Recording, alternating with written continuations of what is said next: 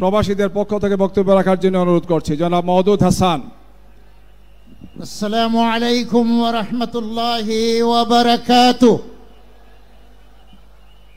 আলহামদুলিল্লাহি রাব্বিল আলামিন ওয়াল আকিবাতু লিল মুত্তাকিন ওয়ালা উদওয়ানা ইল্লা আলাল যালিমিন ওয়াসসালাতু ওয়াসসালামু আলা সাইয়্যিদিল মুরসালিন وعلى آله وأصحابه أجمعين। আল্লাহ রাব্বুল আলামিন আল কোরআনে বলেন ওয়া'তাসিমু বিহাবলিল্লাহি জামিআন ওয়া লা তাফাররাকু ওয়াযকুরু নি'মাতাল্লাহি আলাইকুম ইয কুনতুম আ'দাআন ফাআল্লাফা বাইনা কুলুবিকুম ফাআসবাহতুম বিনি'মাতিহি ইখওয়ানা। আজকে বাংলাদেশ জামাতে ইসলামী উদ্যোগে ঐতিহাসিক সোহরাওয়ার্দী উদ্যানে ঐতিহাসিক সমাবেশের সম্মানিত সভাপতি বাংলাদেশ জামাতে ইসলামীর আমির মুহতারাম ডক্টর শফিকুর রহমান, জামায়াতে ইসলামীর কেন্দ্রীয় এবং স্থানীয় সকল নেতৃবৃন্দ, কর্মীবৃন্দ এবং অন্যান্য ইসলামী দল এবং জাতীয় দলসমূহের নেতৃবৃন্দ মঞ্চে উপস্থিত আছেন।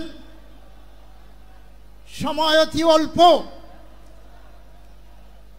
এই ঐতিহাসিক সোহরাওয়ার্দী উদ্যানে আজকে যারা আপনারা উপস্থিত হয়েছেন, আপনারা কি ইসলাম চান? ইনশাআল্লাহ।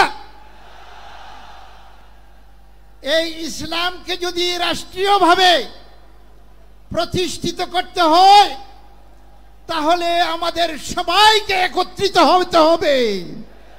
যেভাবে কোরআনে ঘোষণা করা হয়েছে ওয়া'তাসিমু বিহাবলিল্লাহি জামিআন ওয়া লা তাফাররাকু, তোমরা আল্লাহর রজ্জুকে, আল্লাহর কোরআনকে সকলে শক্তভাবে ধারণ করো এবং পরস্পরে বিচ্ছিন্ন হয় না।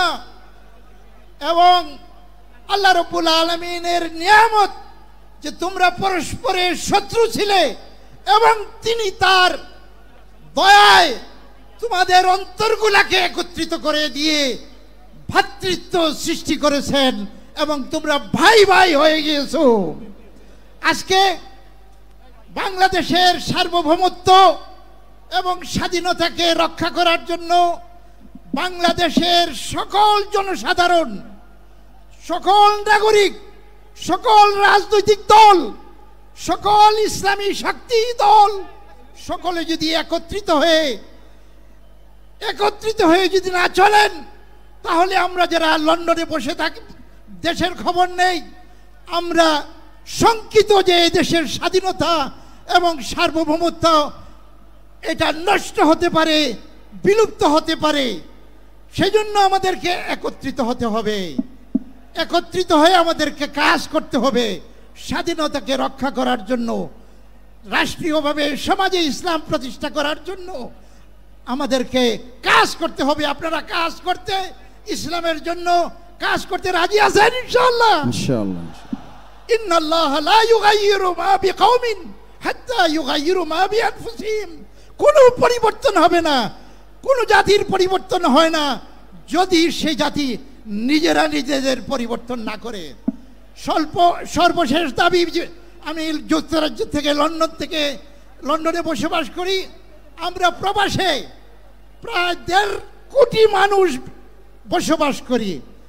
আমেরিকা, যুক্তরাজ্য, ইউরোপ, মধ্যপ্রাচ্যের দেশসমূহ, সৌদি আরব, কুয়েত এবং অন্যান্য দেশসমূহে, মালয়েশিয়া সহ সারা দুনিয়ায় যে সমস্ত প্রবাসীরা আমরা বাস করি, আমরা বাংলাদেশের নাগরিক।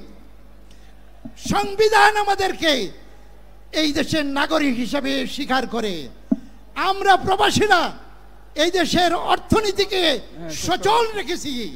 আমাদেরকে বলা হয় রেমিটেন্স যোদ্ধা, এবং এই যোদ্ধাদেরকে যারা বিদেশ থেকে অর্থনীতি টাকা পয়সা পাঠিয়ে বাংলাদেশের অর্থনীতিকে সজাগ রেখেছেন, তাদের ভোটের অধিকার কোটি কোটি কোটির উপরে প্রবাসীদের পক্ষ থেকে আমি আজকের এই জাতীয় সমাবেশে দাবি জানাচ্ছি, আর বিলম্ব নয়, আর ওয়াদা নয়, এই বছর এই আগামী নির্বাচনে আমাদের ভোটের অধিকার প্রতিষ্ঠা করুন। আমরা আমাদের অধিকার অবশ্যই আমাদেরকে দিতে হবে। আমি সকলের পক্ষ থেকে আজকের এই জাতীয় সমাবেশে জামায়াতে ইসলামীর এই লক্ষ লক্ষ মানুষের সমাবেশে এই দাবি জানাচ্ছি। আপনারা এই দাবি সমর্থন করেন ইনশাআল্লাহ। ইনশাআল্লাহ এত মানুষের কথাকে ইনশাআল্লাহ আমরা বাস্তবায়িত আগামী নির্বাচনে দেখতে চাই। এই কথা বলে আমি এখানে কথা শেষ করছি। আসসালামু আলাইকুম ওয়া রাহমাতুল্লাহি ওয়া বারাকাতুহু।